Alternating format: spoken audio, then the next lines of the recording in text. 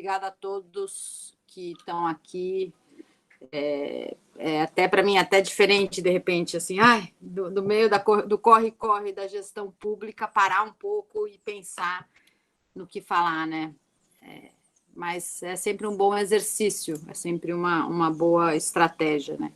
Primeiro, dizer a vocês bem-vindos ao doutorado, né? Acho que é um momento muito legal quando a gente começa a fazer o doutorado, porque dá mais tempo, é um momento em que a gente reflete muito sobre nós mesmos e sobre o mundo no qual nós vivemos, e o nosso mundo está precisando de muita reflexão, né?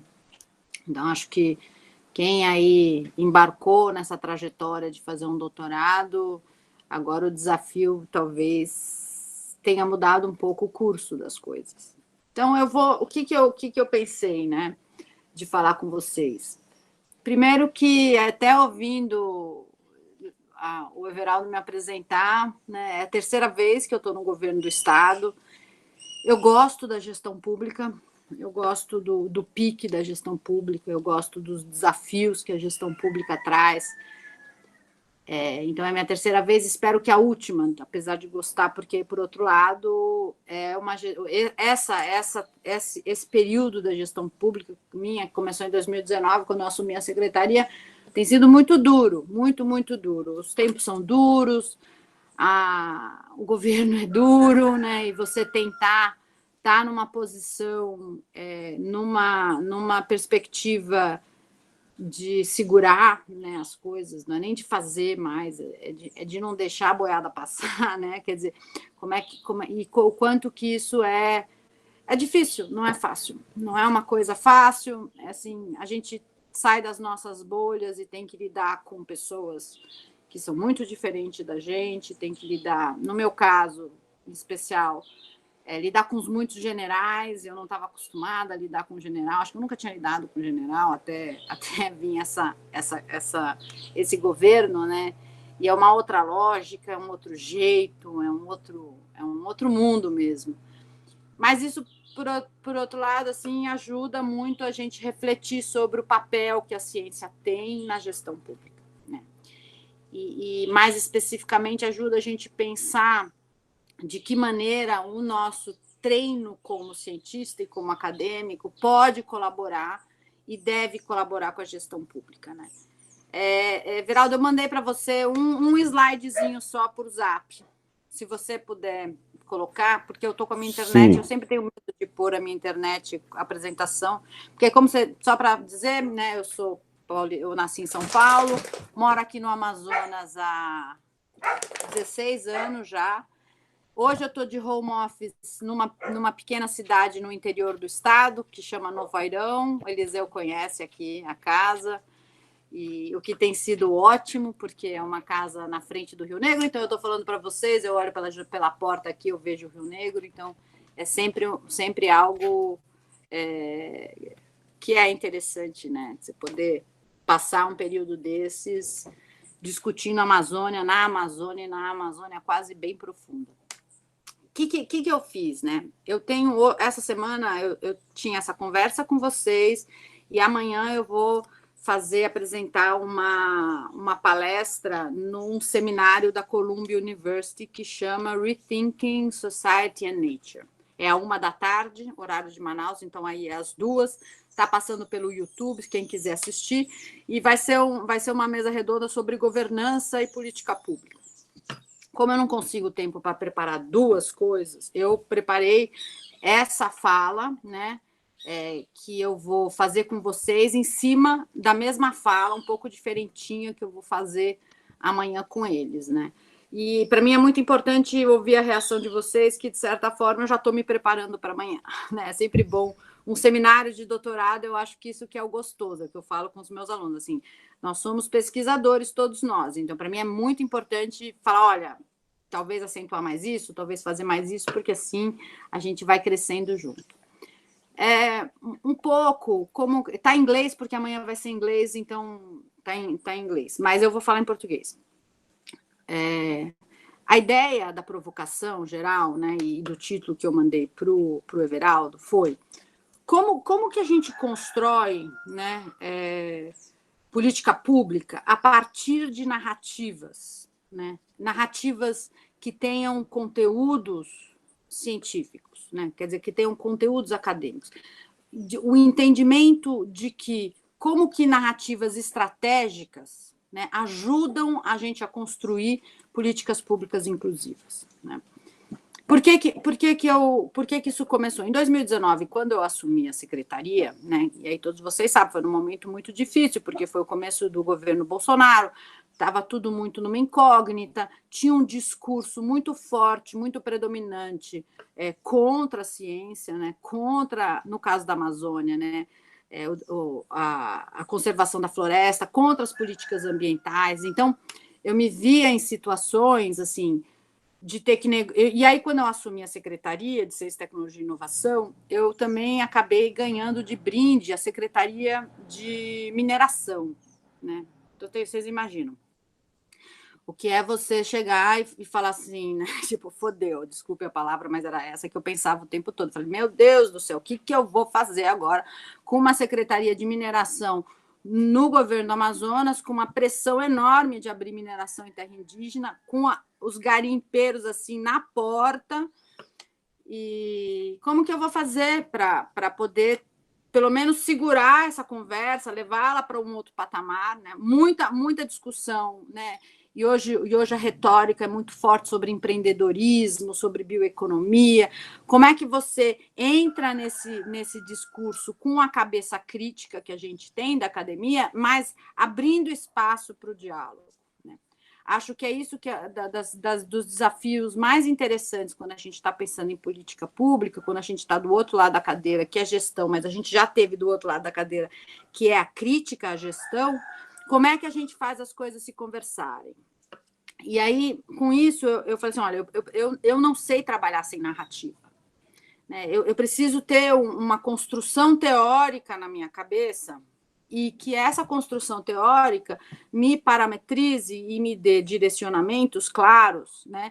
com uma estrutura lógica que eu possa navegar por todas as instâncias, que eu possa usar a mesma narrativa para conversar com o bispo de São Gabriel da Cachoeira, que é totalmente contra a mineração em terra indígena, até as cooperativas de mineradores indígenas de São Gabriel da Cachoeira, por exemplo. Ou que eu consiga conversar com a Federação das Indústrias em Manaus, ou que eu consiga conversar com os generais que estão aí, né, apostos. Como que eu construo uma narrativa, como é que eu penso numa estrutura que seja muito mais de consenso, né, e que crie diálogo, porque o que a gente vê cada vez, e aí esses últimos 2 anos mostrou isso para a gente, é que sim, não existe, se fragmentou tanto as discussões e as bolhas ficaram tantas fechadas entre si que a gente não está conseguindo fazer pontes entre os diálogos. Isso para a política pública, isso para a gestão territorial, é impossível, né? Porque quando a gente começa a falar de política pública para a gestão do território, nós estamos falando numa ação multiescalar.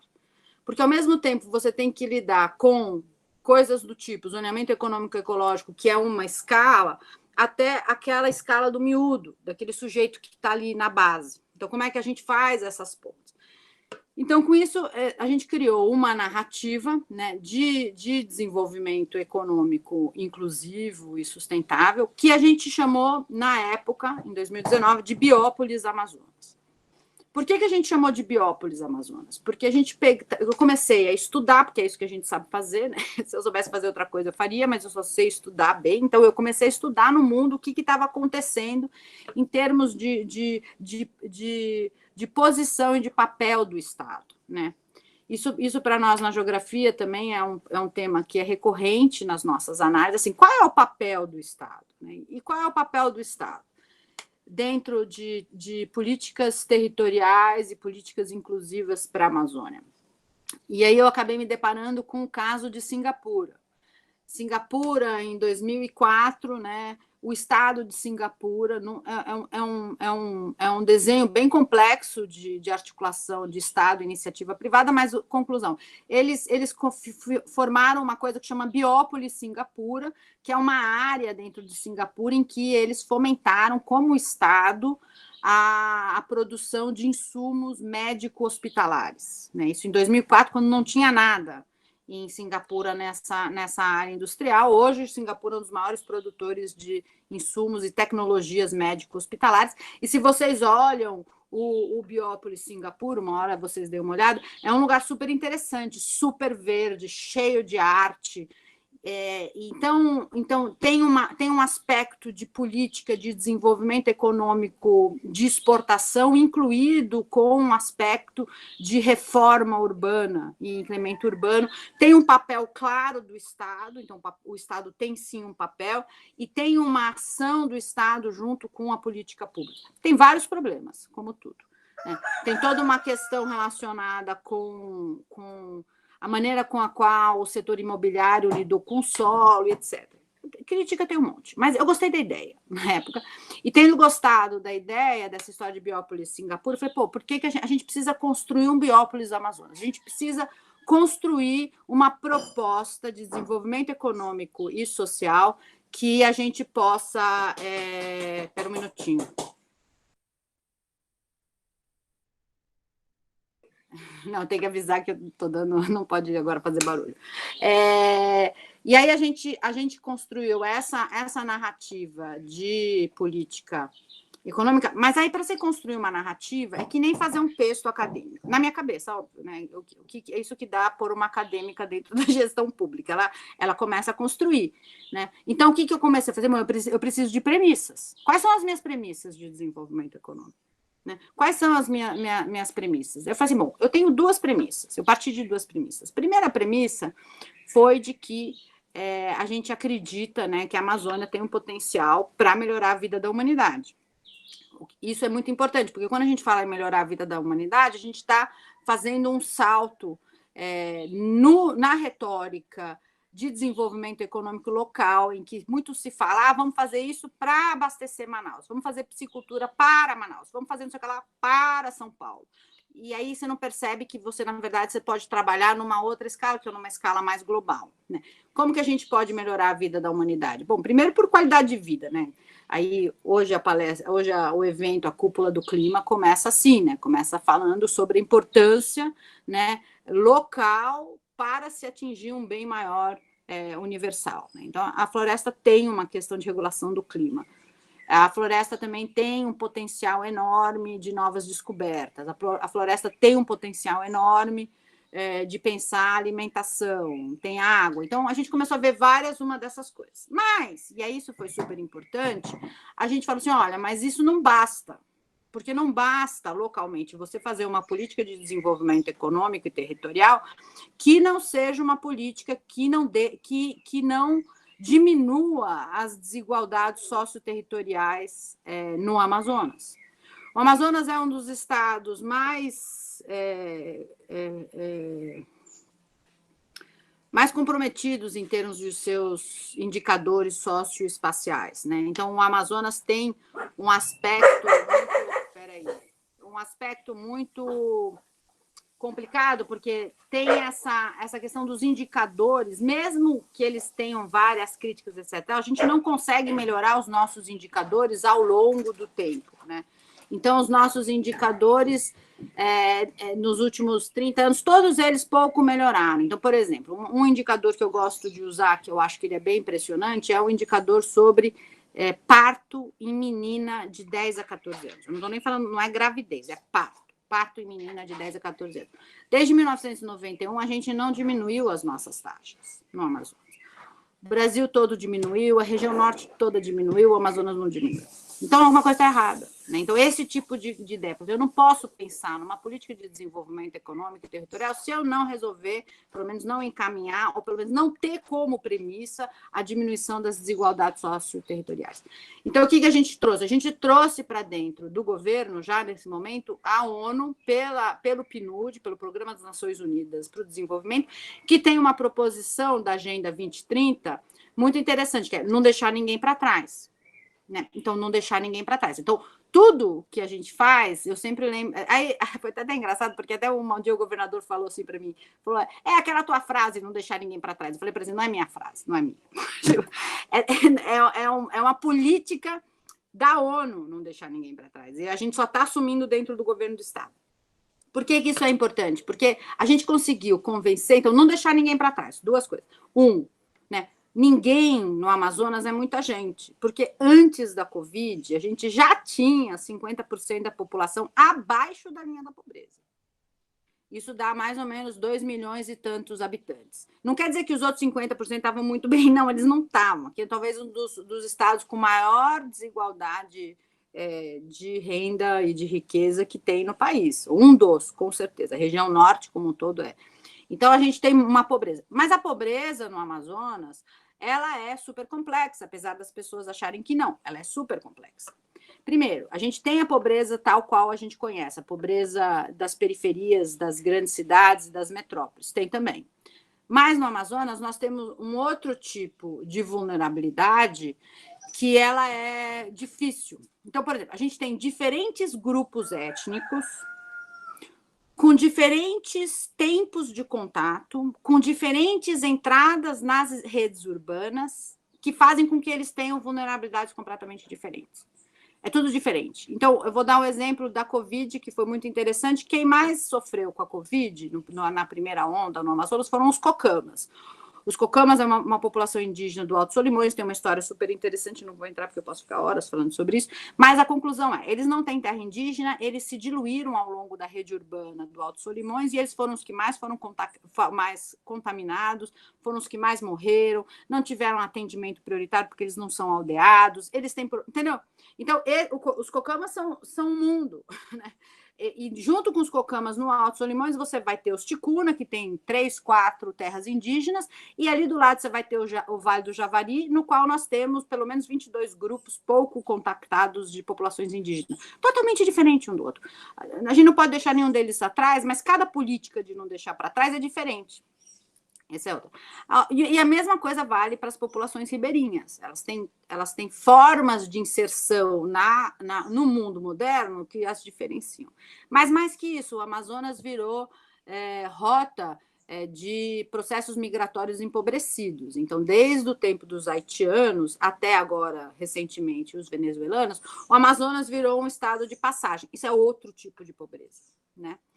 Então, não deixar ninguém para trás tem esse aspecto. Nós temos uma complexidade de vulnerabilidades, nós temos um conceito de pobreza que não se encaixa necessariamente em todas essas pessoas, mas você tem uma necessidade de que o Estado tenha uma política para proteger as diferentes formas de vulnerabilidade.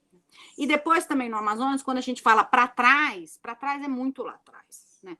Tem a distância física, que é verdadeira, né? Então, de Manaus a Tabatinga são mais de 1.000 quilômetros no mesmo estado, né? De barco são 5 dias, de avião são 2 horas e custa muito caro. Mas, como a gente já dizia na nossa teoria de rede urbana para o Amazonas, não tem nada isolado. Existe uma grande rede e fluxo de mercadorias e pessoas por debaixo do dossel da floresta, né? E a Covid mostrou isso claramente. O Amazonas foi o estado no qual a pandemia chegou mais longe, mais rápido, em lugares onde as pessoas diziam que era isolado e afetou comunidades inteiras. Então, sabe, isolado como assim? Isolado não tem rodovia, mas isso não quer dizer que não seja, não está interligado muito forte. Nós temos várias cepas da Covid aqui no Amazonas, né? Mas só para vocês terem, na primeira onda, a cepa que a gente tinha no Alto Solimões era diferente da que a gente tinha em Manaus. Então, não foi Manaus que levou para o Alto Solimões. Isso é difícil das pessoas entenderem, porque a gente olha o mapa como se não tivesse nada nos países vizinhos, como se não tivesse interação, e como se Manaus fosse, de fato, essa metrópole que tudo vai para ela. Vai, Manaus é muito importante, mas não é só assim. Então, um lá atrás é esse. Então, tem a distância física. O segundo lá atrás, que eu acho que é o mais interessante para nós, é que existe uma distância com relação à modernidade. A forma, a estrutura de raciocínio das pessoas, principalmente dos grupos étnicos, dos indígenas, muitas vezes elas não são compatíveis com as nossas estruturas de raciocínio, com a nossa ética, com a nossa moral, elas são diferentes. E quando a gente começa a falar, por exemplo, de mercados de bioeconomia, a gente tem um problema. Então, se você tem, por exemplo, um povo Deni, que é um povo que coleta castanha, muito importante na cadeia de valor da castanha, o povo Deni, ele não conta linearmente como a gente conta. Ele vai 1, 2 e depois ele tem todo um formato de numeração super complexo. Eu não sei nem contar com o povo de mim. Aí você chega para um povo desse e fala assim, quantas latas de castanha você produziu? Não é uma pergunta que se saiba responder, né? Então, aí você tem uma outra entrada, como é que você lida com esse complexo universo de temporalidades históricas que se sobrepõem sobre o território. Bom, então essa era uma premissa, não deixar ninguém para trás, mas sabendo que não deixar ninguém para trás tem toda essa discussão quando a gente fala isso, né? E aí eu fui falando o tempo todo sobre isso com todos os grupos e não tem como as pessoas no Amazonas falar, não, você está errada, Tatiana. Não estou errada. Né? Essa é uma realidade, é uma interpretação da realidade. Aí você vai conquistando as pessoas para dentro da sua narrativa, né? Isso é super importante, você criar pontes nas quais as pessoas se sintam, que entendam e que se sintam parte dela. A outra diferença também foi de acreditar que o conhecimento da natureza, em especial da nossa sociobiogeodiversidade, e eu tenho insistido muito no geo, da parte da diversidade, ela tem elementos importantes para a gente pensar o futuro, né? Sociobio, todo mundo sabe o que é. O que é a geodiversidade? Tem a diversidade geológica, mas essa é a menos interessante. O que é mais interessante é a diversidade. Como a Amazônia, como um todo, é um mundo em si, as coisas não são iguais. Né? As pessoas não são iguais, mas a floresta não é igual. Então, eu vou pegar um exemplo de um produto que todos vocês conhecem, que é o açaí. Né? Primeiro, nós temos 2 espécies de açaí. Nós temos o açaí do Pará e nós temos o açaí do Amazonas. O açaí do Pará, ele nasce em touceira. Ele nasce em vários. O açaí do Amazonas, ele nasce um indivíduo separado por cada um. O açaí do Pará, ele é mais gordo, ele é melhor para alimentação, ele tem mais carboidrato, ele é mais de alimentação. O açaí do Amazonas, ele é mais ralo, entre aspas, mas ele tem princípios ativos muito interessantes para a indústria farmacêutica. O açaí do Amazonas, a cada 150 quilômetros, muda a linhagem. Então, eu tenho diferentes plantas, que a gente chama tudo pelo mesmo nome, a cada 150 quilômetros. Por que eu tenho que juntar tudo no mesmo saquinho e vender como se fosse a mesma coisa? Eu só saio perdendo, né? Então, um pouco essa ideia de que você... Isso vale para Andiroba, vale para Copaíba. Então, a biogeografia da Amazônia ainda é uma coisa que a gente precisa fazer direito, e a gente não fez. Porque aí a gente começa a fazer políticas de desenvolvimento, de bioeconomia e de cadeias de valor, sem conhecer, de fato, a biogeografia da Amazônia. A gente começa a saber, começa a fazer alguns estudos mostrando as diferenças entre as plantas de uso de mercadológico, né, para poder manter esse argumento. Então, essa era a ideia. Mas é claro que você tem um segundo passo, que é como transformar tudo isso em ativo econômico e financeiro, porque eu estou falando de desenvolvimento econômico, né? Ativo econômico financeiro e política industrial. E aí eu comecei a falar em 2019 de política industrial, só para vocês terem uma ideia, tomei várias porradas do Ministério da Economia em reunião, né? Porque eles não querem falar de política industrial. Eu não sei como que eles estão agora, porque eu já me enchi a paciência, já não falo mais com 2 ou 3 deles que estão lá, porque não é só política industrial da Amazônia na Amazônia, mas é uma política industrial para o país, né? Então a gente precisa pensar numa política industrial. Mas pensar tanto numa proposta de desenvolvimento econômico, seja agropecuário, seja de política industrial, a gente tem que partir também de alguns princípios, né? Primeiro princípio é a conservação da biodiversidade. Ponto. Né? Então, tudo que você faz, tudo que você propõe, a pergunta tem que vir: isso conserva a biodiversidade? 1, 2, né? Eu estou diminuindo as desigualdades socioterritoriais? 3, a ciência e tecnologia têm um papel importante nesse processo, porque não adianta a gente achar que a gente vai ficar fazendo que nem a gente fez nos últimos 5 séculos, porque não é mais este o mercado.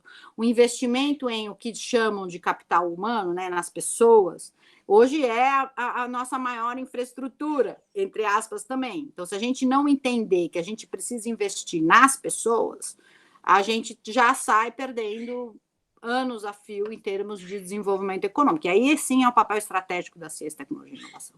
E 4, que é adotar a mesma lógica do agronegócio e da pecuária invertida. Então, eu não quero só uma economia da floresta em pé, porque senão eu vou, daqui a pouco eu numa ilha batalhando para não ser, né? A gente precisa ter a lógica do agronegócio, que é a expansão das áreas nativas, das florestas biodiversas, porque tem todo um discurso de recuperação de áreas degradadas, tem todo um, por exemplo, esse discurso da castanha, vou falar só um pouquinho mais da castanha. Então, fala, porque a cadeia da castanha, a cadeia da castanha, gente, é uma loucura. Só para vocês terem ideia, nós não temos no estado do Amazonas um laboratório credenciado junto ao MAPA para certificar a castanha com a aflotoxina, que é uma toxina que dá na castanha que é super tóxica. Então, a castanha do Amazonas, ela sai de forma informal, ela sai pelo Pará, por isso que vai ser chamado castanha do Pará. Teve uma empresa já do tempo do aviamento que colocou esse nome. O Pará quase não produz mais castanha, já acabou com seus castanhais. E sai também, quando a gente olha o Rio Juruá, ele sobe o Rio Juruá pelo Acre e vai para a maior usina exportadora de castanha da América do Sul, que é na Bolívia. Por quê? Porque a gente não tem como vender essa castanha do Amazonas oficialmente. Então, o que a gente fez na Secretaria de Estado, né, como Ciência e Tecnologia? Eu consegui um recurso da Sudam para 2 laboratórios, um na UFAM, na Universidade Federal em Manaus, e outro em Tefé, para que eu adeque esses laboratórios, compre equipamento e adeque a estrutura física para que eles possam ser credenciados junto ao MAPA. Por quê? Porque eu preciso credenciar, eu preciso testar de aflotoxina para fortalecer essa cadeia. Mas, ao mesmo tempo, os castanhais estão ficando velhos e você tem toda a discussão da mudança climática em cima do impacto nessas plantas. Eu não tenho um viveiro certificado, eu não tenho formação de viverista. Então, as pessoas vão falando as coisas, mas elas não percebem que ali no chão, no território, não adianta eu fazer uma política de zoneamento econômico e ecológico se eu não tiver todo o que hoje se chama de arranjos pré-competitivos, que cabe muitas vezes ao Estado fazer, né? Então essa um pouco. Então, se eu quero expandir a floresta, eu preciso criar condições de ter viveiros certificados e viveristas certificados. Estamos aí batalhando um recurso para fortalecer as universidades que já têm viveiros, que já têm professor nessa pegada, para que a gente possa começar a prestar serviço para as comunidades, para a renovação dos seus insumos da floresta, do seu equipamento. Então, aí junto essas duas premissas e esses princípios, né, a gente começa a pensar o que é a política pública adequada para dar conta do que a gente propõe. Então, no planejamento plurianual, que foi realizado em 2019, que vale para 2020 e 2023, nós conseguimos convencer o governador, e aí, por consequência, todo mundo, de que a gente ia vincular todas as ações do Estado do Amazonas, no planejamento plurianual, aos Objetivos de Desenvolvimento Sustentável e Agenda 2030. Então, a gente conseguiu trazer o PNUD para dentro do planejamento do Estado, para que a gente conseguisse articular todas as ações com os Objetivos de Desenvolvimento Sustentável. Aí, nós, acadêmicos, a gente fala, mas isso aí é ridículo, isso daí é uma coisa, o que são os ODS, não vale nada, é discurso. Mas no momento que você estava, em 2019, era a maneira de segurar, né, o que vinha como um discurso reacionário, um discurso contra as populações locais, uma ação muito forte do governo federal querendo que a gente tivesse toda uma política que não era a que cabia nas premissas que a gente estava construindo. E, para mim, pessoalmente, era uma maneira de eu garantir que, se eu caísse fora, eu tinha uma política de Estado e não de governo. Porque se eu trago a ONU e a gente constrói junto com a ONU, com o PNUD, um planejamento para uma gestão que é além da gestão de governo, eu estou, pelo menos, tentando fazer uma política de Estado. Não foi fácil. Imagina para eu convencer, por exemplo, o secretário de Infraestrutura que toda ação que ele tivesse na lei orgânica do Estado, no planejamento plurianual, ele tinha que indicar qual era o ODS que ele estava falando. Eles queriam me matar. O cara da Secretaria de Fazenda, ele ficou dias me virando a cara, porque, mais um trabalho que esses seus ODS, não é meu ODS, né? Tipo, era meio assim a discussão. Mas nós conseguimos, fizemos. O governador apoiou e nós fizemos. E foi muito interessante, porque também em uma outra conversa com o governador, ele chegou para mim e falou assim, Tatiana, eu queria te dizer uma coisa. Eu falei assim, pode falar. Ele falou assim, olha, sabe aquela coisa dos ODS, das ações com os ODS, da Agenda 2030? Eu falei assim, sei. Eu falei assim, que você insistiu muito? Eu falei assim, sei. Ele falou assim, quando o Banco Mundial veio negociar um empréstimo para o Estado e que viu que o planejamento da Secretaria de Fazenda estava vinculado aos ODS e Agenda 2030, a gente conseguiu sentar para conversar. Eu falei para o senhor, entendeu? Porque é o jeito que você faz com que a política do Estado converse com uma retórica e uma narrativa de uma política numa escala mais global. Então, de novo, a multiscalaridade da política pública territorial, né? Então, se você quer que aquilo aconteça no território, você tem que conseguir fazer esse caminho. E uma narrativa bem estruturada ajuda a fazer esse caminho. E aí também fizemos, dentro do planejamento plurianual, fizemos uma tentativa que não era cada secretaria ter o seu programa, mas fazer alguns programas transversais às secretarias, para que cada um saísse da sua caixinha. Eu hoje, eu gestei e sou gestora de 2 programas no governo do Estado. O governo do Estado tem 19 programas. Os 2 programas que eu sou gestora é um que chamava Biópolis Amazonas, mas eu mudei o nome o ano passado para Bioeconomia Amazonas, porque ninguém entendia Biópolis. Eu falei, sabe de uma coisa? Não vou ficar batendo na tecla. Eu quero é diálogo, né? Eu não quero ficar... Então, eu mudei para bioeconomia, que todo mundo está falando de bioeconomia. Eu falei, beleza, bora lá eu pôr um conteúdo na bioeconomia do que eu ficar brigando e dizendo que não é só bioeconomia que a gente precisa. E também sou gestora, óbvio, né, como secretária executiva de Ciência, Tecnologia e Inovação, do programa de Ciência Tecnologia e Inovação. E aí eu fiz os 2 programas se conversarem. Então, hoje, tudo que a gente tem de ação é uma conversa entre 2 programas transversais na base do planejamento do Estado, que se conversam, né? E, com isso, a gente começou a ter uma narrativa, nessa mesma narrativa, dizendo, olha, a gente tem a floresta, então isso é uma vantagem comparativa, e nós temos, no Amazonas, tem o Polo Industrial de Manaus, a Zona Franca de Manaus, que é uma vantagem competitiva. Eu tenho 53 anos de Polo Industrial de Manaus. É um ecossistema industrial que não pode ser jogado fora pelo país. Tem um monte de problema, tem 53 anos, está velho, precisa ser refeito, precisa ser reajustado, mas a gente é o único estado em toda a região do bioma amazônico, inclusive a Panamazônia, que tem um ecossistema industrial. Talvez nós sejamos o único lugar no mundo que tem floresta tropical em pé que tem um ecossistema industrial. Então, eu preciso falar de uma política industrial mais adequada à junção da floresta com a política industrial. Hoje, a política industrial que eu tenho não conversa com a floresta, tem ranço de formação para o futuro, então, para o passado, quer dizer, que é a coisa da tributação, etc, etc. Eu sei que tem tudo isso, mas a gente fala assim, não, a gente precisa fazer esses 2 negócios conversar numa pegada de política industrial. Bom, bioeconomia é óbvio, e aí bioeconomia a gente tem trabalhado bastante. O texto que eu passei para vocês de bioeconomia é também, de novo, uma articulação que eu fiz junto com um grupo grande de empresários e ex-ministros que está se formando no Brasil, que chama Concertação pela Amazônia. Eu acabei sendo convidado numa das primeiras reuniões, e eu, do jeito que eu sou desbocada mesmo, eu cheguei na reunião, era junho, julho, estava todo mundo no sul e sudeste, todo mundo encapotado, cheio de casaco, só eu de regatinha. Aí todo falava, Joaquim Levy, Armínio Fraga, todo mundo falando, eu levantei a mão e falei assim, olha, só pela roupa eu já sei de onde vocês estão falando, sabe? Que é isso, né? Se fala muito de Amazônia, mas se fala muito...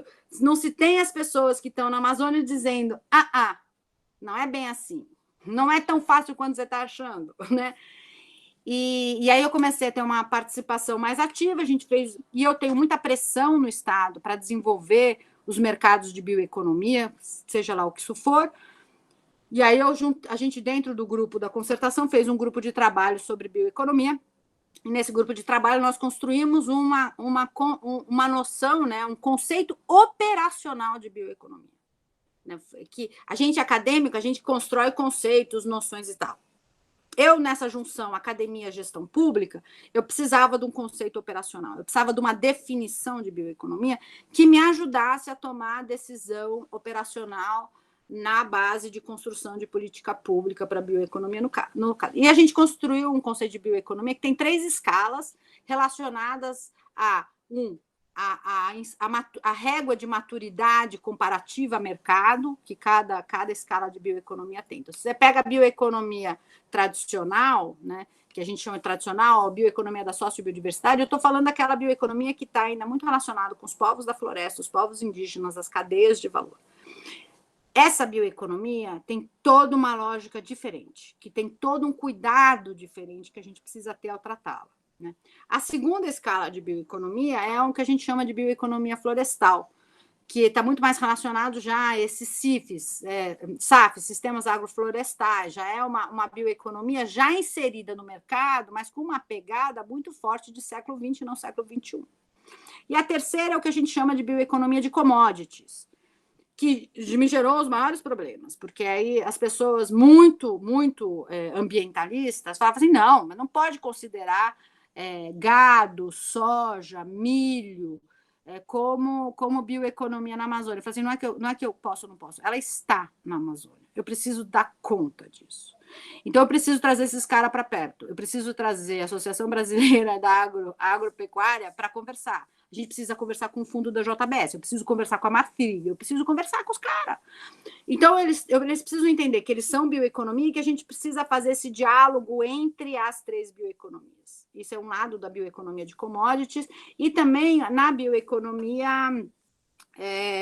que é uma bioeconomia mais intensa em tecnologia e inovação, que é uma bioeconomia ainda do futuro, né? O future trends, o futuro da bioeconomia não é o que acontece hoje. Então não adianta vir com essas viagens mirabolantes de nanotecnologia. Mano, vamos, como diz na Amazônia, vamos pôr o pé na lama e vamos começar a andar, porque não dá para ficar.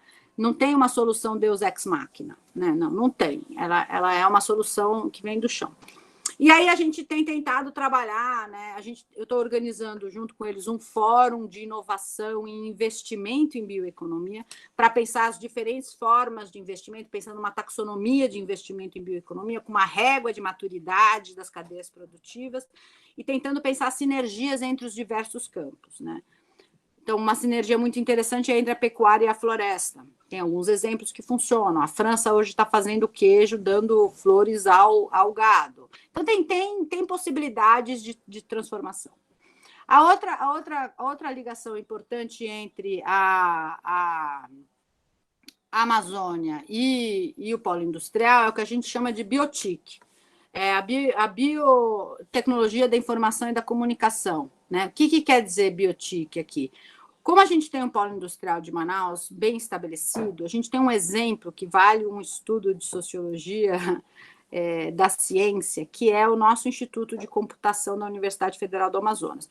Com a lei da informática e com os recursos oriundos do CAPTA, dessa lei da informática, o Instituto de Computação da Universidade Federal, já há 20 anos, conseguiu se organizar e ter uma interação muito saudável com a indústria. Então, hoje, os melhores mestrados e doutorados da área estão no Amazonas. A gente exporta cérebros. Então, a gente tem uma formação, tem uma interação muito boa entre a universidade e informação e comunicação, que a gente tem muita gente jovem com startup de base tecnológica, a gente tem empresa, então a gente tem que fazer esses dois conversarem, né? E a outra, para eu não me estender muito, que eu falo muito, é a economia criativa, que as pessoas esquecem, né? Acha que desenvolvimento sustentável na floresta é só bioeconomia, mas a economia criativa, em termos mundiais, teve, né? Vamos ver como vai ser a recuperação da pandemia, um impacto muito grande. E para vocês terem ideia, um dado que eu gosto sempre de passar, o Festival de Ópera de Manaus, né? O Festival de Ópera de Manaus emprega mais do que 7 setores juntos do polo industrial, né? Então, por quê? Porque quando a gente fala em emprega com o Festival de Óperas, eu vou desde motorista, carpinteiro, merendeira, eletricista, costureira, maquiador, né? Então, você tem a economia criativa, tem um potencial de empregabilidade incrível, né? Então, o Festival de Parintins é um exemplo. A gente tem muita... O Amazonas é o terceiro lugar mais demandado para cenografia do Brasil, é São Paulo, Rio de Janeiro e o Amazonas. Nós temos aí algumas empresas de audiovisual e de cinema bem interessantes. Então, tem uma possibilidade aí de juntar também uma economia criativa como desenvolvimento econômico. E aí a gente entra nessa discussão. Bom, tudo isso é lindo e maravilhoso, eu preciso fazer uma transformação do polo industrial, eu preciso atrair indústria. Não é fácil de dizer, não é fácil de fazer, por diversas razões. E eu não vou entrar em todas, eu vou entrar em uma razão que eu acho que é a que eu mais peguei, assim, que eu mais estruturei, que é o que a gente chama de biodiversidades, que são as políticas urbanas. Não existe desenvolvimento econômico, não existe política industrial mais, né, no atual estágio que nós estamos, se a gente não lidar com as cidades. Né? Ninguém quer vir morar em Manaus, jovem. Para eu atrair jovem para morar em Manaus, eu preciso melhorar muito a cidade de Manaus.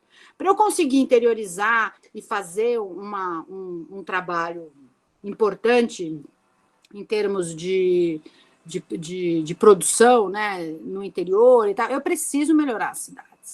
E aí a gente fez uma lista, a gente fez um monte de coisa que a gente pode fazer em termos de política urbana, vinculada à política industrial, vinculada à política territorial, vinculada à política regional, né? Fazer com que as coisas, como se não for, elas não estão nas caixinhas em separado, uma coisa vai com a outra. E vou dar um exemplo que não deu certo ainda, mas é que eu gosto bastante desse exemplo. Assim. Eu queria muito trazer a Fórmula E para Manaus. Né? Eu queria fazer uma área de teste de veículos não tripulados. A gente tem um aeródromo no meio da cidade que precisa sair por questões da ANAC, não é nem minha. Eu queria pegar aquele espaço e fazer uma área de teste para veículos não tripulados, atrair empresas, startups que precisassem testar veículos. Que a gente já tem. Então, um pouco isso. Como é que a gente, no entorno desse aeródromo, fazer um parque? Dentro das ações que eu fiz, eu montei uma rede de jardins botânicos pelo interior. Todo mundo fala de bioeconomia, mas a gente não tem produção de mudas de qualidade. Eu falei, eu vou produzir mudas no interior do estado em parques urbanos, dentro da cidade, que funcionam como áreas de educação. A gente já conseguiu fazer 3, né? Aqui em Novairão, eu consegui, junto com a Câmara, que uma área que estava em disputa virasse um parque municipal, que nós estamos fazendo um trabalho lá para que ele vire, né, parte dessa repensar a cidade como política de bioeconomia, em Tefé e em Benjamin Constant. Então, e aí são todas essas articulações que vão... E aí, a gente, de fato, precisa reconceitualizar o papel das unidades de conservação e com uma proteção clara, né, das populações tradicionais e indígenas. Né? Aí, 2 exemplos de ações e programas que estão em andamento, para pôr o pé no chão agora. Um é, nós conseguimos um recurso junto ao MDR, que é o Ministério do Desenvolvimento Regional, eu pus pela Universidade Federal, pela UFAM, porque eu fiquei com receio de pôr pelo Estado, e eu saí, e aí debandar, né? Eu consegui 4,5 milhões de reais para estruturar um parque científico e tecnológico na fronteira, né, no Brasil, Peru, Colômbia, que é mais do que o dobro do orçamento da UFAM, que está em Benjamin Constant, né? E esse primeiro momento, a gente tem um desenho de um parque tecnológico e saberes da floresta, e esse primeiro momento, que é um momento que a gente vai fortalecer a academia, eu tenho 50 doutores lá, 128 mestres, porque eu tenho 3 instituições públicas de pesquisa lá, que eu vou fortalecer os laboratórios para a prestação de serviço, para as comunidades, porque não tem setor privado, né? Então a ideia é assim, eu tenho um cara que é super bom de laboratório de solo, ele é ótimo em solo, a gente quer fazer, e não tem um laboratório de solo na região. A gente precisa fazer laboratório de análise fitossanitária, que não tem na região. A gente está fazendo algumas micro incubadoras para poder ver se a gente consegue com que o jovem que se forma na universidade deslanche. Estamos tentando juntar pequeno, fazendo um fundo de investimento, e aí vai. E aí tem várias ações, inclusive melhorando as cidades, nessa perspectiva de fazer um parque no meio da cidade de Benjamin Constant, e vai. E o outro lado, o Inova Sociobio, é um convênio que eu consegui fazer junto ao MAPA, Ministério da Agricultura, Pecuária e Abastecimento, que é para diminuir as assimetrias de informação ao longo das cadeias de valor de produtos da sociobiodiversidade, porque um dos grandes problemas que a gente tem é uma assimetria de informação. O exemplo é preço. Quem dá preço para as coisas na floresta? Eu não sei. E aí tem toda uma discussão que vem atrás disso. Isso são 2 dos programas que a gente conseguiu implementar. Né? É muito trabalho, porque o meu orçamento é 0, né? Eu tenho 0 de orçamento já há 3 anos, eu vou reclamar. Mas, por outro lado, essa narrativa permitiu com que a gente conseguisse captar muito recurso, né? Eu consegui captar muito recurso, porque eu tenho uma narrativa estruturada, a hora que a gente senta na mesa para negociar, eu sei do que eu estou falando, então essa é a parte da formação acadêmica que nos ajuda muito, né? E, principalmente, o que foi o grande, eu vou só terminar com isso, que foi o grande ponto, que antes de começar a pandemia, o ano passado, em março, no 1º de março, eu convenci os técnicos de Brasília, os concursados, né, o que eu chamo de deep state, a galera que está lá querendo também segurar a porta, de que eles precisavam ir para Tabatinga, ir para a fronteira, porque eles estavam fazendo política de fronteira, porque eu também sou coordenadora da faixa de fronteira. Aí que precisava fazer uma política para a faixa de fronteira que fosse mais adequada para a realidade local, e que eles não estavam entendendo o que era a faixa de fronteira, nem que tinha 50 doutores lá e 128, mas nem entendeu o papel da ciência na fronteira. Porque nós, aqui, eu acho que quem é do interior de São Paulo também deve ter essa mesma sensação, que é diferente de quando você está numa metrópole. Aqui, o cientista, o pesquisador e o professor universitário que está no interior do estado, ele é uma figura pública, né? E como ele tá lotado lá, ele fica lá, ele mora lá, começa a pandemia, ninguém saiu correndo para ir morar na Vila Madalena, entendeu? Eles ficaram lá. Quem resolveu a questão dos cocamas foram os professores da universidade. Quem resolveu a questão com a Azul, empresa aérea, foram os professores da universidade. Quem sentou com a prefeitura para fazer um plano de contingência foram os professores da universidade. Então, a ciência tem um papel para além, né, desse que é fazer paper e fazer outras coisas. A gente é chamado, né? Os Cocama me ligam, só para vocês terem ideia.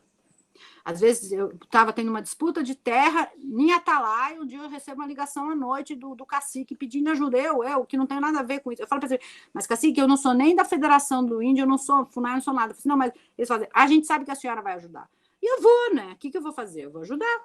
Eu dou meu jeito, dou meus pulos, como diz. Então, o papel da ciência tem isso. E eu levei esses técnicos para fazer um trabalho de campo, como a gente sabe fazer, né? E aí eu fiz um belíssimo de trabalho de campo com eles, 10 dias na fronteira, com os professores de lá.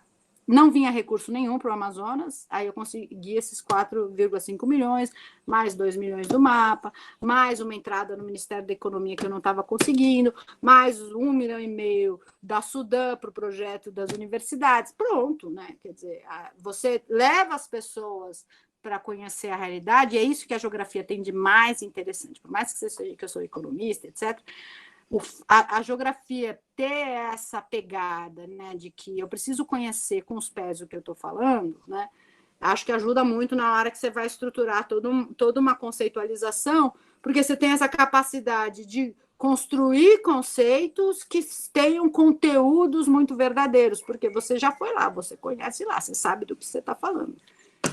Acho que é isso. Desculpa, eu falo muito. Você falou que eu podia falar quanto eu quisesse. Eu quase falei, não, Everaldo, não faz isso, pelo amor de Deus.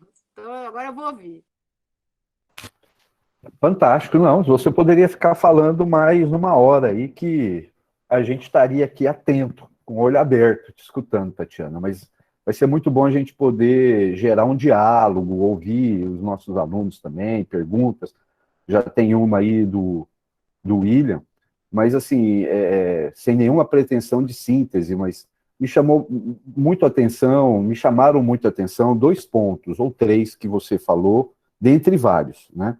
O primeiro é essa questão que você colocou já no começo, Tatiana. Como introduzir nas políticas públicas os conteúdos, né, ou as narrativas baseadas no conhecimento produzido a partir de um olhar científico. Eu acho que esse é um ponto estratégico que a conjuntura está exigindo, né, mais do que em outras. A segunda questão que me chamou muita atenção, e depois eu vou pedir para você explorar um pouquinho isso, é essa noção do deep state. Eu acho que essa é uma questão que a gente, no Brasil, lida pouco com ela, mas eu acho hoje estratégica. Eu já te ouvi falando disso lá no encontro da Ampeg, em São Paulo, mas eu queria depois, se você puder, retomar. E o terceiro ponto é como de uma maneira muito estruturada, aparece na tua narrativa a respeito das ações e das políticas, esse conjunto de conceitos geográficos que ganham vida, né? Região, escala, lugar, território, rede. Você percorreu vários conceitos, né? E você introduziu neles a dinâmica dessa vida cotidiana sua. Então, chamar a atenção desses 3 pontos que me parecem muito relevantes. Nós já temos aqui, não sei se você consegue ver, Tatiana, uma primeira questão colocada pelo William, tá? Acho que todos veem, né? E vamos abrir aí para algumas rodadas de questões. E eu sugiro que vocês abram o microfone. O Gabriel, se eu não estou enganado, eu sou ruim nas mãozinhas, viu, gente? Eu vou me perdendo, então vocês me ajudem se for pela mãozinha. Então, Gabriel, vai lá. Queria dar bom dia a todos e todas, parabenizar a fala aqui da Tatiana, ainda mais nesse cenário e dentro do governo do Estado deve ser uma briga constante, né? Como você falou até na questão do orçamento. Eu gostaria de conversar, você meio que falou que a sua própria secretaria está sem esse orçamento, né? Queria que você falasse mais, para deixar claro, como que fica hoje os estados colocados com seus grandes rombos no orçamento, inclusive acho que a COSAMA, né?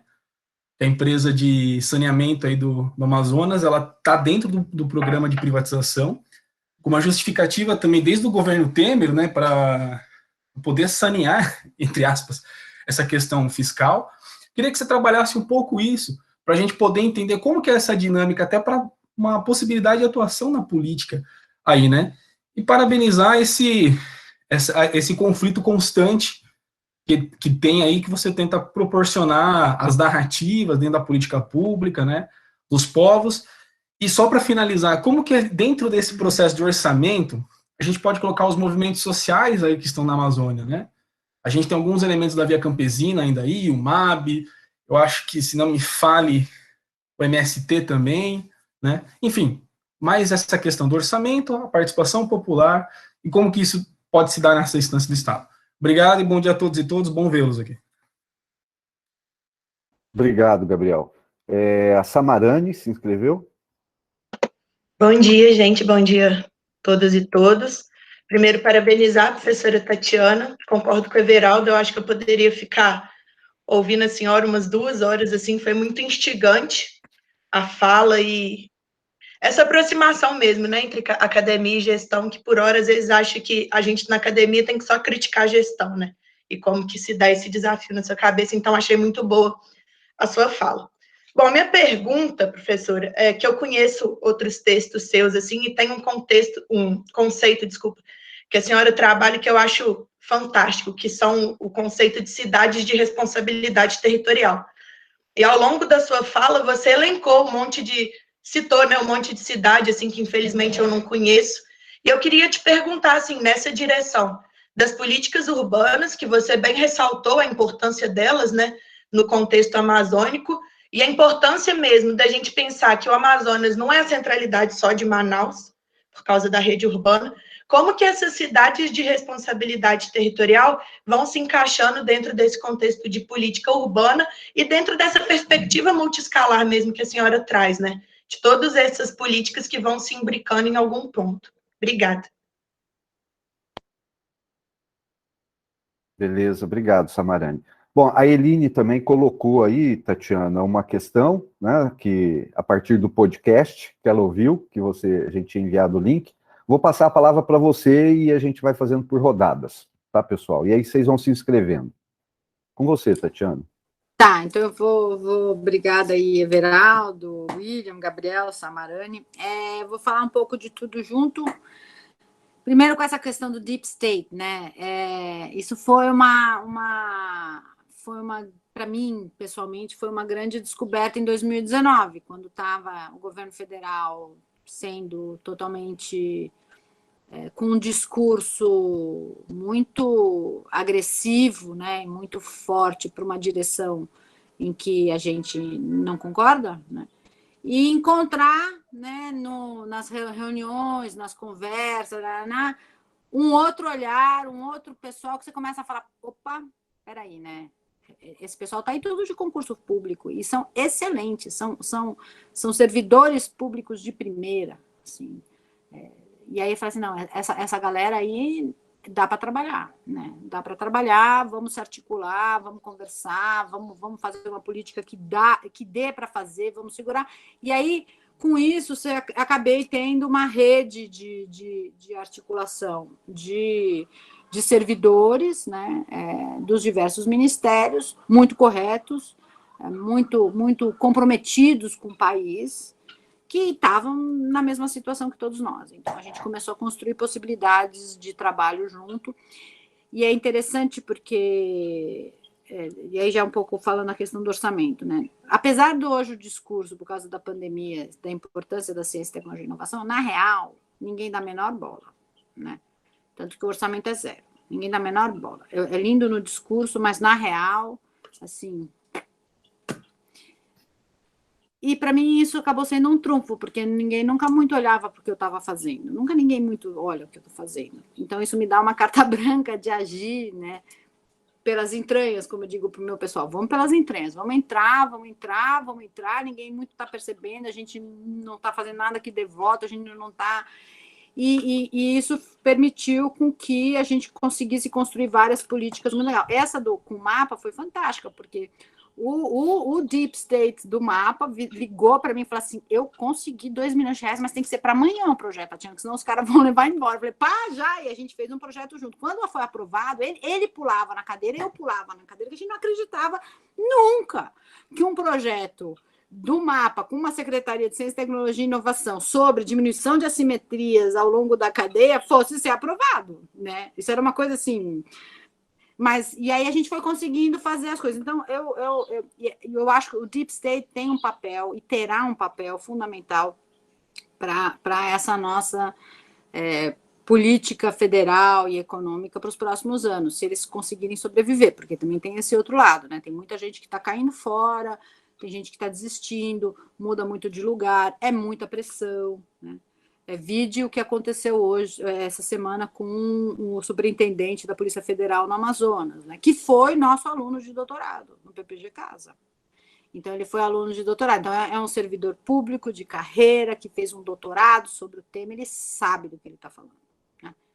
Então, mas aí ele foi lá, não aguentou mais e resolveu peitar. Mas resolver peitar hoje no governo, todo mundo sabe, é você também ter que se proteger de outros tipos de agressão, né? E aí o exemplo aqui no Amazonas são os médicos que fizeram primeira rodada de teste com cloroquina logo no início e que chegaram à conclusão aqui que não dava, que não era para... Bom, os caras foram ameaçados de morte, os filhos foram ameaçados de morte. Então, tem o lado, né, duro da política e hoje muito claramente sobre isso, né? Essa questão do orçamento, ela é super complicada. Porque você fica com as mãos amarradas, você não consegue fazer. Se você quisesse sentar na cadeira e dizer não dá para fazer nada, você senta na cadeira e diz não dá para fazer nada. Mas eu já sabia quando eu assumi, e por isso que eu tive que refletir muito antes de assumir, né, de que eu, primeiro, estava assumindo num momento trágico, né, num momento em que todo o orçamento para ciência e tecnologia já não ia ter muito. A Secretaria de Estado do Amazonas já tinha sido extinta em 2014 para 2015, e eu ia assumir uma secretaria executiva dentro de uma secretaria de planejamento com uma pegada que não era minha. Eu tentei não assumir, eu indiquei várias pessoas para quem eles estavam procurando, ninguém quis. Aí ninguém quis, eu falei, pô, Tatiana, sabe? Tem um momento em que você fala, gente, assim, eu posso passar horas assinando cartas, eu posso encostar na cadeira e ficar reclamando da vida, mas em algum momento a gente tem que assumir o que significa você estar dentro do governo num momento desse, e na minha cabeça era assim, eu preciso só não deixar a porta fechar, eu tenho que pôr o pé, eu não posso deixar, eu tenho que só segurar. Se eu chegar até o fim do governo só segurando, eu já fiz muita coisa. E aí, nisso, foi esse crescendo de saber que eu não vou ter orçamento, então eu já sabia que eu tinha que captar recurso. Eu também sei que não dá para captar recurso e internalizar no Estado, porque isso pode me dar um problema. Então, eu comecei a captar recurso e pôr em outros lugares. Então, eu tenho aí todo um leque de captação de recursos que eu que captei, mas que não estão no Estado, né? Não vem pela estrutura do Estado.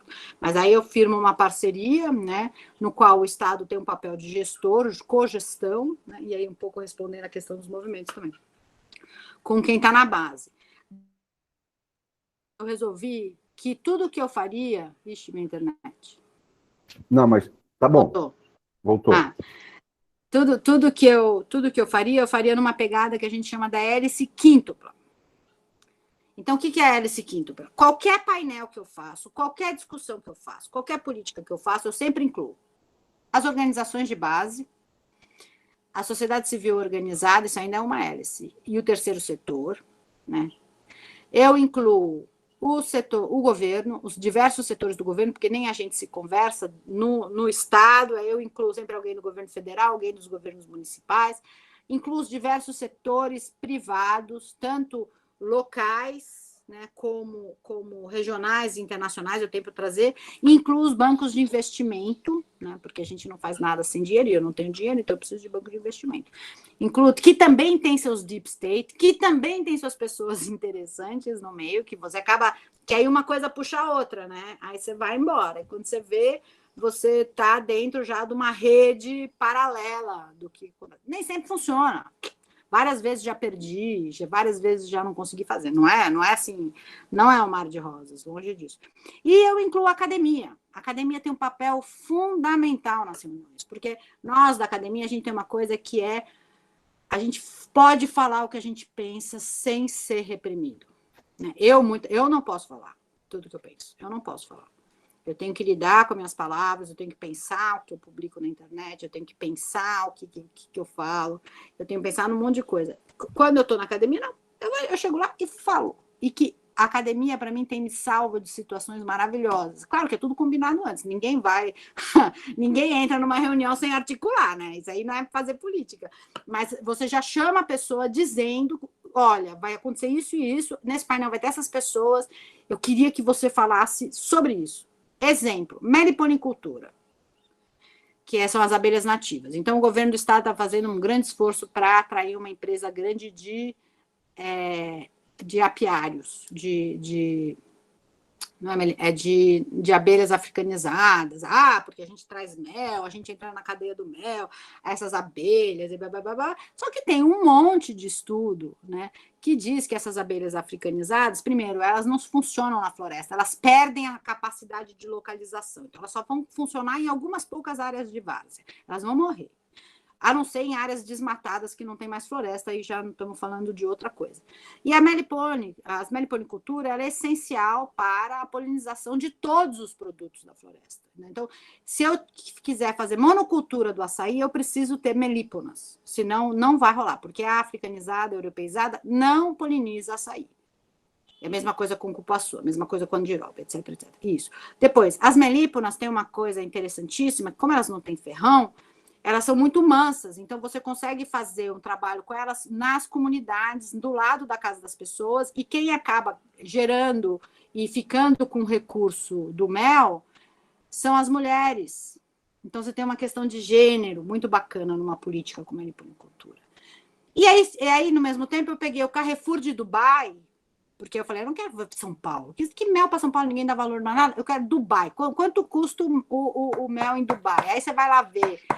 O mel em Dubai, ele custa um potinho assim, 400, 300 reais. Bom, e aí eu montei aí foi o governo que apresentou a sua o meu governo, né, um colega da secretaria, com porque vem essa indústria aqui, cara, eu não posso dizer contra, assim, mas eu posso trazer todo, então eu trouxe as mulheres da meliponicultura, eu trouxe essa acadêmica que falou tudo isso, eu trouxe a pessoa que trabalhou em Dubai para falar, entendeu? E aí você junta, é um jeito de você dar voz aos movimentos numa pegada técnica, que eu acho que essa tem sido a minha saída nos últimos tempos. Eu trago os movimentos sociais, as organizações de base, para uma pegada técnica. Então, quando eu organizei o Inova SocioBio, a gente decidiu 3 cadeias prioritárias. A castanha, o pirarucu de manejo e o guaraná. Conosco na Castanha está o Observatório da Castanha da Amazônia, do Pirarucu está o Coletivo do Pirarucu, e do Guaraná estão os produtores indígenas de Guaraná em Maués. Eles são fundamentais. Tudo que eu faço, vamos lá, porque aí a gente articula a política com eles, sem estar aparecendo muito, porque hoje em dia é isso, você tem que fazer as coisas sem aparecer muito.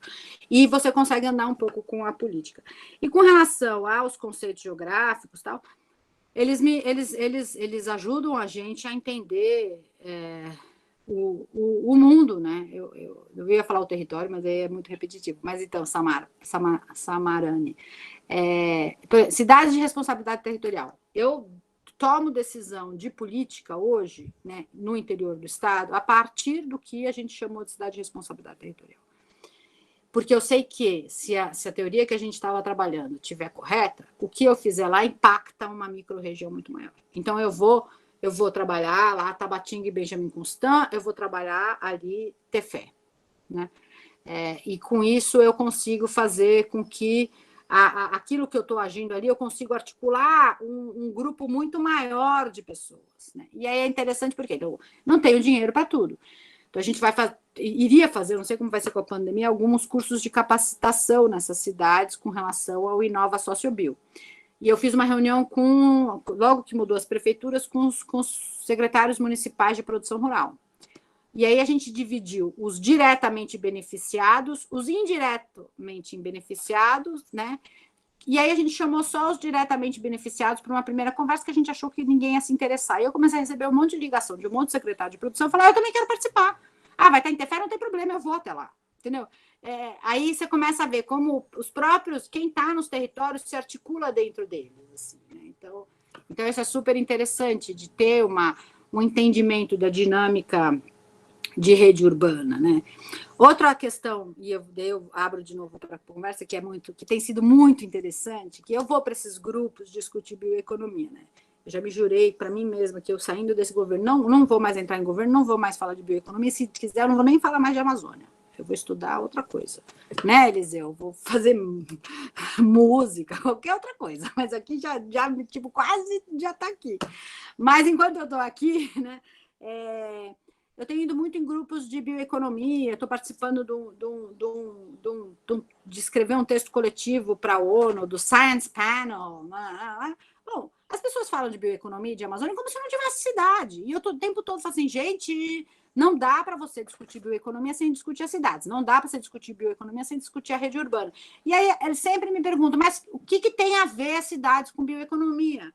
Aí você vira para a pessoa e fala assim, então você não entende de estrutura de mercado, você acha que as coisas passam por onde? Você acha que as pessoas passam por onde? Você acha que as instituições bancárias estão aonde? As cidades têm um papel estruturante com relação a todos os mercados. E não sou eu que estou falando, a Berta Becker já dizia, sabe? Tem muita gente falando isso, não é novidade, mas é essa dificuldade de entender, né, que a política econômica, uma política industrial, ela é pareada com uma política urbana.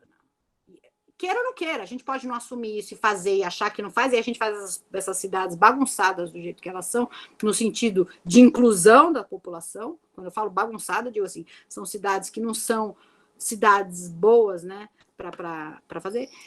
E agora está saindo muito na literatura inglesa, e quem quiser olhar, eu acho que é um ponto que eu gostaria de estudar, que eu acho que é bem interessante, eu não vou ter tempo, mas que é o que eles estão chamando da infraestrutura dos serviços de cuidado. O Biden está falando muito sobre isso.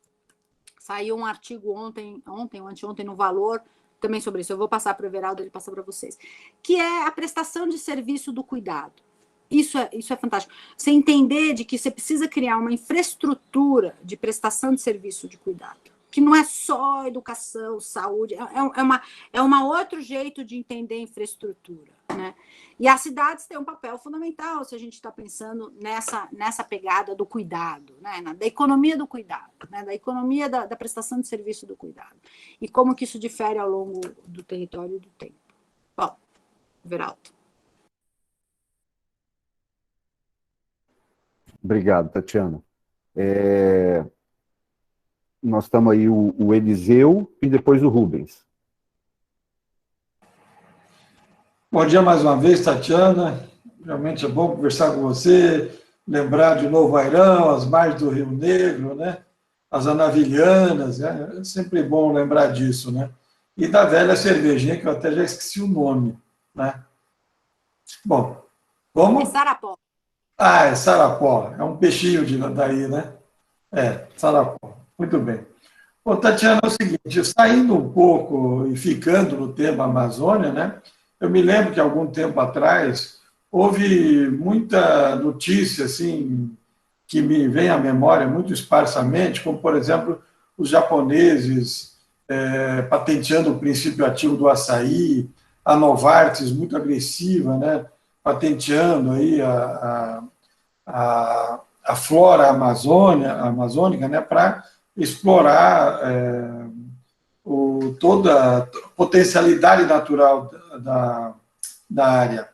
Continua. Como é que está agora essa situação, essa relação, né, da Amazônia e essa entrada desses grandes laboratórios de fora ou de dentro mesmo, né? Porque eu sei que a Natura, né, tem um convênio com o laboratório da Unesp que tem um trabalho secreto muito forte com produtos da Amazônia, mas nesse caso para gerar perfumes, né, mais do que remédios.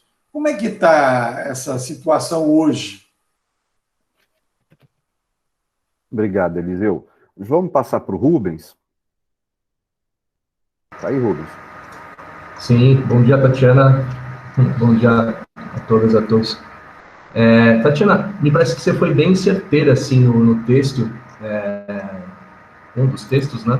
Deixa eu referendar aqui, que é o texto de bioeconomia e a Bolsa de Mercadorias da Amazônia, porque você faz um exercício de desmistificar um pouco, né? Para nós que estamos aí distantes dessa realidade, me pareceu bem certeiro nesse ponto de evidenciar, por exemplo, centros de pesquisa, as universidades estaduais, federais, os institutos federais. Isso foi um ponto bem certeiro. E o outro foi o diálogo que você fez antes de implementar essa estratégia financeira com a economista etíope, né? Então, você também, me parece que você poderia abordar um pouco mais sobre isso, a Eleni Gabri Madin, porque você foi se referenciar nessa Bolsa de Mercadorias da Etiópia para poder implementar a Bolsa de Mercadorias do Amazonas. E também, se for possível, dissecar um pouco essa questão do que seria a Bolsa de Mercadorias, daquilo que você considera como Bolsa de Valores, né? Então, esse desenho. E se a partir desse desenho, aí é uma provocação, será que você não poderia colocar um outro eixo aí? Porque esses eixos também me parece que para a política pública são bem interessantes, que são as tecnologias da informação, os instrumentos financeiros e contratos padronizados, rastreabilidade e sustentabilidade, armazenamento e padronização de qualidade. Com esse potencial inteiro que você colocou das universidades, será que não teria um campo de formação? Aí eu sei que, evidentemente, esses eixos têm, isso muito claro, mas não teria um quinto campo aí para considerar de formação popular? Então, não sei, gostaria de te escutar nesse sentido dos saberes populares amazônicos. Parabéns pela apresentação. Obrigado, Rubens. Bom, nós temos aí o comentário primeiro do William, ele acrescentou aqui mais um comentário sobre os movimentos sociais, a Eline falou do podcast, e o Gabriel colocou aí, depois, Tatiana, se olha, deve ser esse o artigo que você falou, que saiu no Valor, né, sobre a infraestrutura social, infraestrutura humana, tá? Mas passa a palavra para você. Ótimo. Eu acho que esse artigo mesmo, ele é bem interessante. Então, Eliseu, muito boa pergunta, porque isso é uma coisa que estou andando com ela há algum tempo. Eu acabei também coordenando e trazendo para o Amazonas, e depois, por consequência, coordenando um programa que era muito forte no Ministério do Desenvolvimento Regional, que chama as Rotas da Integração Nacional. As Rotas da Integração Nacional é um projeto que vai pensar as cadeias produtivas ao longo do Brasil. Assim, a mais interessante de olhar é a Rota do Cordeiro, que começa no Nordeste e vai dar lá no sul do Rio Grande do Sul. E quando eu assumi o governo, não tinha nada no Amazonas, zero. E eu não gosto de mapa em branco, né? Boa geógrafa, eu gosto de mapa bem coloridinho. Aí eu fui lá no Ministério e falei para eles, eu não gosto do mapa em branco, eu quero pôr uma rota aqui no Amazonas. Aí eles falaram, aí a gente, no fim, pelas articulações que tinham prontas e pelos movimentos de tanto acadêmicos quanto de produtores que a gente tinha, resolvemos fazer uma rota, inserir no Amazonas a rota da biodiversidade, o eixo de fitoterápicos, para falar de medicamentos, né? E então a gente tem hoje o Polo Bioamazonas de Fitoterápicos, que trabalha na hélice quíntupla e que a gente tem discutido muito isso. E uma das questões que a gente está se colocando e está pensando muito essa pandemia fez um desenvolvimento absurdo na indústria farmacêutica, né? Fez e com isso, a gente cada vez mais vai conversar menos de fitoterápicos e fitomedicamentos e muito mais dos biosintéticos, né? Então, o future trend para as coisas da Amazônia é você não precisar tanto do produto da floresta, mas você pega um extrato do RNA, um extrato do DNA daquela coisa, e que você vai fazer um biosintético a partir dele, seja para cosméticos, seja para medicamentos. E isso me preocupa muito, né? Porque se a gente já não tinha a questão das salvaguardas, da repartição de benefício, da proteção dos conhecimentos naturais com os produtos que a gente entendia, né? Agora, com os biosintéticos, a gente entra num outro patamar de conversa e de discussão sobre o que é propriedade, o que é conhecimento coletivo, como isso se dá, né? Então, eu acho que nesse fórum que eu estou organizando, né, de inovação e investimento, uma das áreas é esse Future Trends, do fitoterápico aos biosintéticos, e a gente quer pautar essa discussão, né, porque a gente está discutindo pouco, né? Então, acho que esse é um tema que a gente deve ficar atento, né? E ele é muito interessante porque logo em 2019, com essa história, por que não tem indústria farmacêutica no Amazonas? A gente só tem uma indústria farmacêutica no Polo Industrial do Amazonas, que, na verdade, o que ela faz, ela embala medicamento, né? Então, ela recebe as coisas do não sei de onde, e embala os medicamentos. Então, a gente não tem indústria farmacêutica. Então, eu e o meu chefe, nós fomos para São Paulo atrás dos dois grandes grupos de farmacêuticas. Um era, não sei se é sindicato, associação, não lembro, era que concentrava mais de 400 empresas vinculadas ao mundo farmacêutico, e o outro cara era um cara que só trabalhava, era representante das 10 maiores indústrias farmacêuticas no Brasil. Aí, conversa vai, conversa bem, o primeiro grupo das 400 virou para a gente e falou assim, olha, nós temos capacidade instalada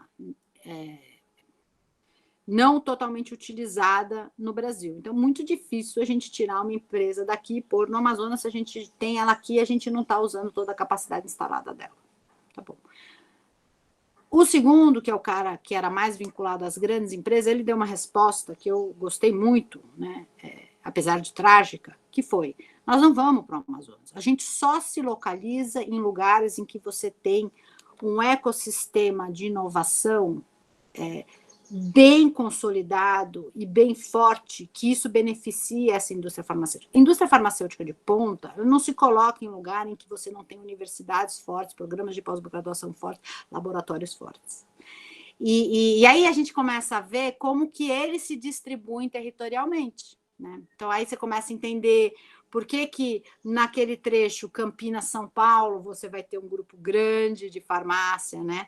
E etc. Então, um pouco isso. E como que isso vai rebater nessas questões todas, né? De salvaguarda e repartição de benefícios. Eu acho que esse é um tema que é escabroso e que a gente vai ter que lidar no futuro próximo, né?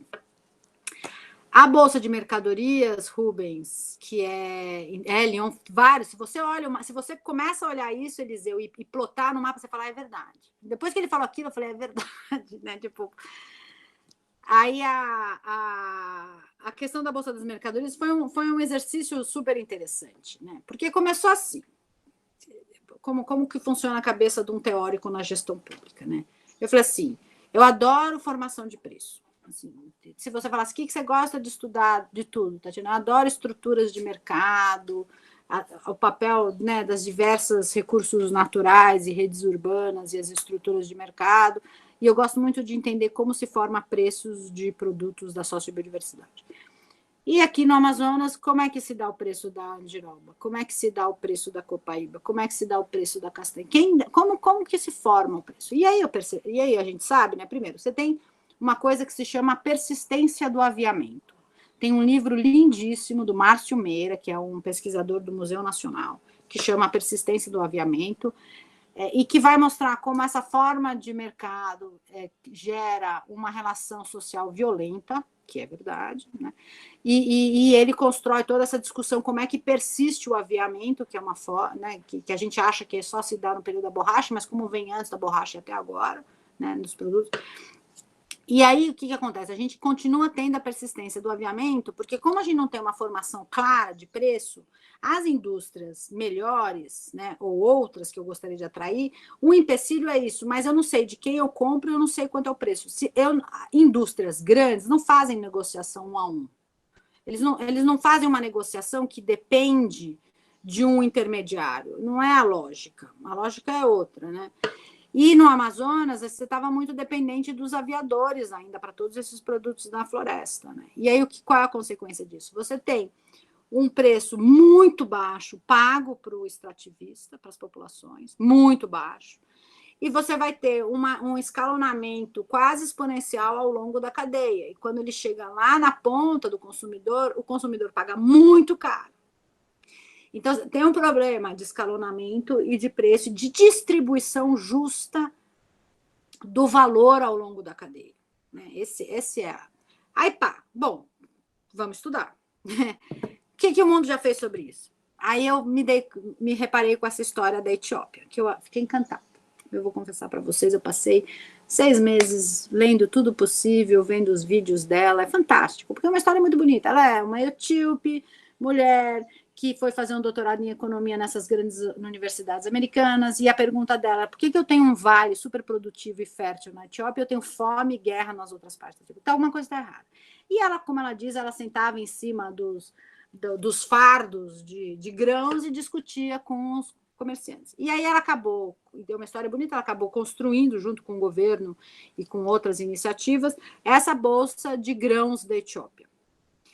E aí tem vários princípios dessas bolsas de grãos, e ela conta, vale a pena ver os YouTube dela, TED Talk, ela tem uns TED Talk ótimos. E aí ela conta, conclusão, né? Eles conseguem fazer uma bolsa de grãos, né? Que eles conseguem resolver a questão da fome na Etiópia. Então, isso vai ser montado em 2008, a gente termina a questão da fome, a gente tem paz na Etiópia até o ano passado. Tanto que o Prêmio Nobel da Paz foi o presidente da Etiópia, que agora está fazendo outras barbaridades, mas até o ano passado ele se comportou direitinho. Então, a gente conseguiu resolver até a questão com a Eritreia, porque você resolveu a questão da fome, você resolveu uma estrutura de mercado que estava super tensa, porque você tinha. E eles conseguiram tirar da mão do mercado de café de Londres, da Bolsa de Café de Londres, a definição de preço do café etíope. E eles fizeram uma coisa que para mim era muito interessante, que foi classificar por qualidade os diferentes tipos de grão que é produzido na Etiópia e entrar no mercado de nicho. Que foi o que eles fizeram, tanto que hoje o café etíope é considerado o maior café de nicho do mundo, né? Junto com a Guatemala, junto com a Colômbia, mas é um café super especial, tem Nespresso, etc, etc. Bom, eu olhando isso, eu falei assim, pronto, eu preciso adequar um programa desses para uma ideia do que poderia ser, pelo menos um desenho, pelo menos uma tentativa. Eu sempre acho assim, mesmo que essas coisas não dê certo, a gente abre uma trilha. Porque se a gente não abre a trilha, ninguém consegue ver que existem caminhos. Então, eu não tenho problema. Eu falo para as pessoas, eu não tenho problema. Se a gente começa a construir uma política pública, ela não dá certo. Não tem problema, porque em algum momento ela volta. A gente precisa deixar isso bem estruturado e em algum momento ela volta. Eu gostaria que ela acontecesse, mas nem sempre é possível, né? E aí e aí a gente começou a trabalhar em cima dessa bolsa e tinha muita gente interessada e no fim a gente acabou. Depois desse artigo, aí a gente foi mais para frente, a gente continuou nessa luta eterna de conversa, traz as pessoas para perto, conversa, traz as pessoas para perto. Acabei arrumando um parceiro muito bom na CVM, na Comissão de Valores Monetários, que é um cara da CVM que entende muito disso. Eu não entendo porcaria nenhuma de mercado financeiro, eu acho que nem vocês, eu entendo assim. E aí a gente começou a falar, ele virou para mim e falou assim, Tatiana, esse que você está propondo, Bolsa de Mercadorias, não, é meio do passado. Bolsa é do passado. Eu falei, é? Eu não sabia. O que é o futuro, né? Aí ele falou assim, Taobao. Eu falei, Taobao? Ele falou, Taobao na China. Você já viu Taobao na China? Eu falei, não, nunca vi Taobao na China. Taobao na China foi uma ação do governo chinês, claro, com todas as parênteses dos diversos tipos de governo que a gente tem, mas é uma ação do governo chinês que resolveu incluir as áreas de rurais mais distantes, mais precárias, mais vulneráveis nos mercados financeiros. Então, Taobao criou uma plataforma que não é só um marketplace, mas é o lugar, é quase como se fosse uma plataforma unificada de política pública para diversas ações. Então, por exemplo, o pequeno produtor que se associa a Taobao, ele ganha um espaço na nuvem, ganha uma assistência técnica para TI, para a tecnologia da informação, mesmo ele não sabendo. Então, você tem todo um trabalho. Você tem todo um sistema de financiamento, de acompanhamento de financiamento, que eles vão chamar monitores de crédito, com a coisa tá boa. Você tem a hora que nessa plataforma o agricultor pode pedir ajuda e aí a ajuda vem no que ele precisa. Minhas folhas estão amarelas. Então essa plataforma de Taobao, ela reestruturou esse mercado agrícola da China. E aí a gente passou a estudar essa plataforma do Taobao e começamos a desenhar. Estamos, que esse é um processo em construção, desenhando um programa assim para a Amazônia. A gente quer, pelo menos, tentar lançar um desenho dessa plataforma com esses 3 produtos que a gente já está trabalhando, porque é melhor você pegar produtos mais maduros, né, para poder trabalhar. E também estamos tentando entrar num outro mercado por ela, que é o mercado de crédito de carbono voluntário, que é dos privados, porque aí você tem menos questão relacionada às unidades de conservação, terra indígena, questão fundiária. É um mercado pequeno, mas pode servir muito bem para você estruturar, né, o papel do Estado nos mercados de carbono, né, e nisso. Mas aí sempre tem os problemas, né? Então, de novo, assimetria de informação. Aí a gente precisa saber o volume das coisas produzidas, porque você precisa saber volume de coisa, né? Aí ninguém sabe. Volume de castanha, ninguém sabe. Mesma coisa. E o pior, eu posso até saber o volume, mas quantas dessa castanha eu tenho CIF, que é o Sistema de Inspeção Federal? Nenhuma. Então eu tenho 0 de volume, porque eu não posso, como governo, negociar uma coisa que eu não sou, que não seja certificada, certo? Eu sou governo, eu não sou. Então a gente está nesse processo de pensar. E você tem problemas ao longo da cadeia. Não é tão fácil assim quanto parece. A gente faz, porque as pessoas que não conhecem a Amazônia falam, a gente faz o marketplace, eu melhoro a marca Amazônia. Sim, mas e o conteúdo que está dentro dessa marca? Se você não vai conseguir ter constância, qualidade e tal, você acaba com a sua marca, que é uma das lutas da Natura, né? A Natura muda de território, muda de coisa, porque ela tem que conseguir manter uma qualidade no que está. Então essa tem sido, a gente está trabalhando nisso, não é fácil, porque aí tem toda uma questão também de articulação política, tem um monte de coisa sempre junto, né, Rubens, não é? Bom, Everaldo. Maravilha. Vamos, mais uma rodada, pessoal? Tatiana, acho que a sua palestra para amanhã, sua fala para amanhã já está muito bem estruturada. Você provocou a gente no começo sobre isso, né? Eu acho que você tem aí elementos muito interessantes para esse debate amanhã, já bem consolidados aí, né? Alguém gostaria de fazer mais algum comentário, retomar alguma questão ou propor alguma nova?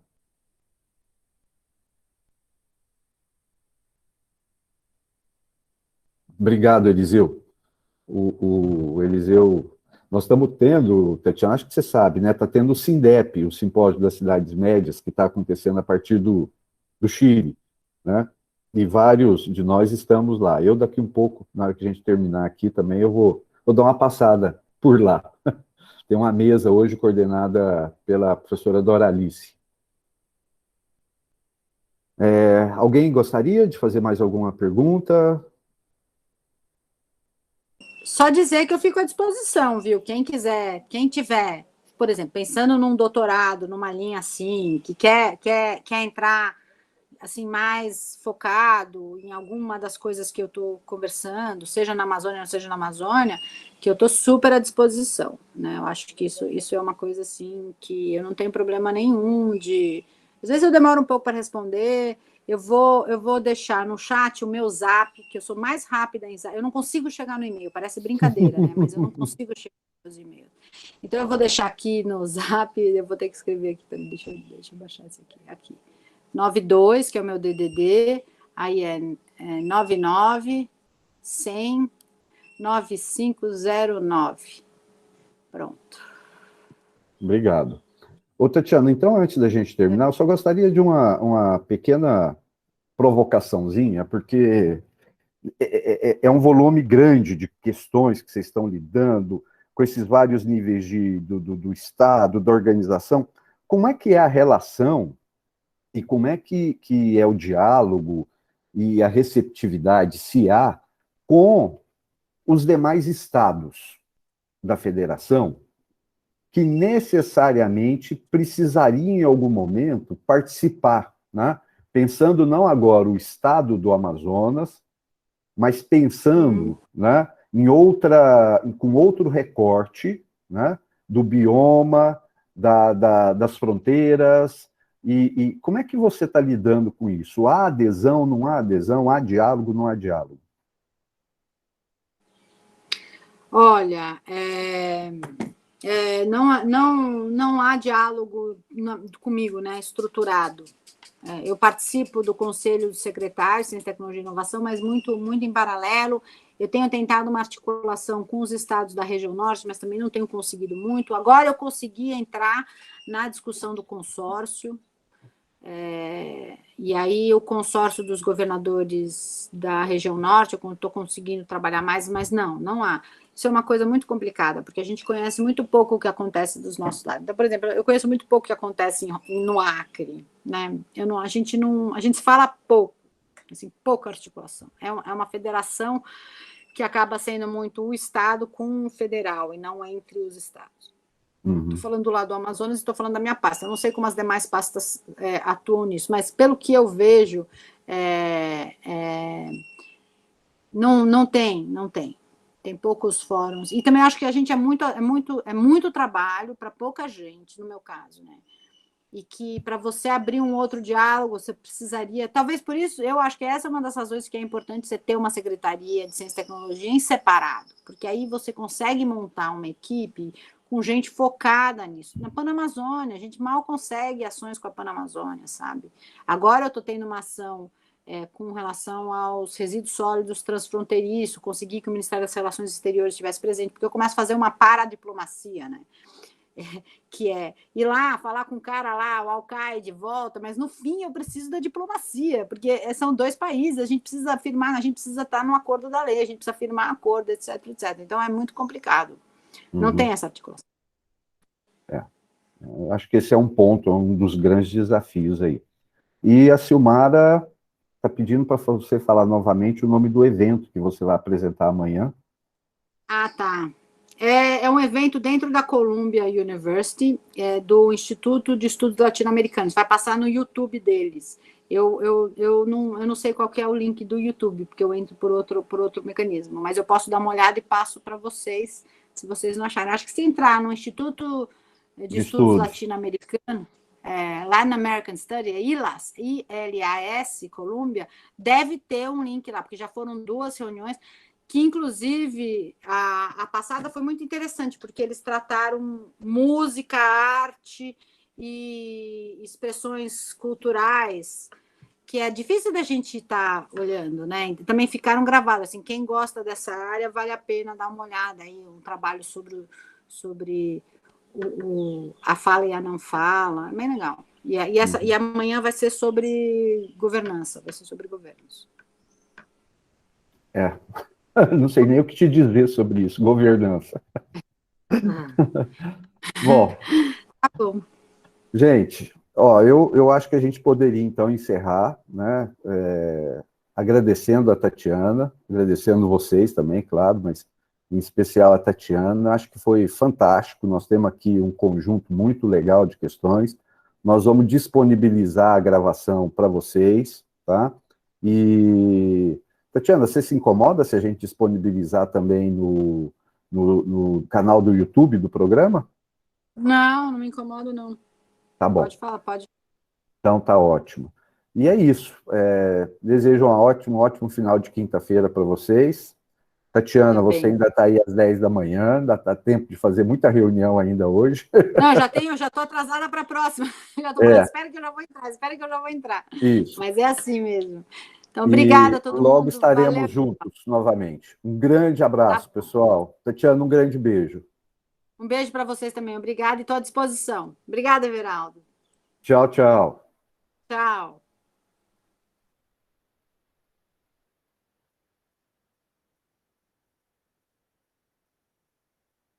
Pronto. Gostaram?